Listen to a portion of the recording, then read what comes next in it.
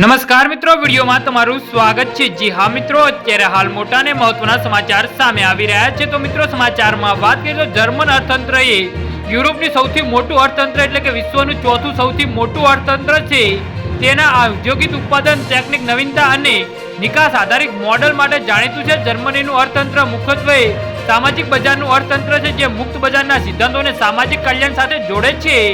જી હા મિત્રો, અત્યારે હાલ મોટા સમાચાર સામે આવી રહ્યા છે। યુરોપથી સૌથી મોટી અર્થવ્યવસ્થા જર્મનીના આ દિવસોમાં આર્થિક સંકટનો સામનો કરી રહ્યું છે।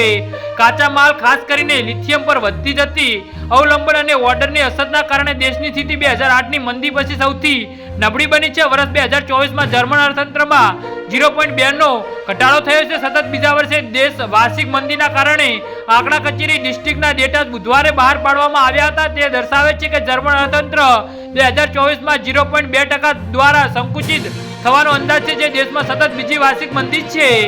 જી હા મિત્રો, અત્યારે હાલ મોટા સમાચાર સામે આવી રહ્યા છે। તો મિત્રો, આના વિશે તમારું શું કહેવું છે તો નીચે અમારી કોમેન્ટ બોક્સમાં જરૂરથી જણાવજો અને અમારી YouTube ચેનલને સબસ્ક્રાઇબ કરવાની ભૂલતા નહીં। વિડીયો પૂરો જોવા બદલ તમારો આભાર।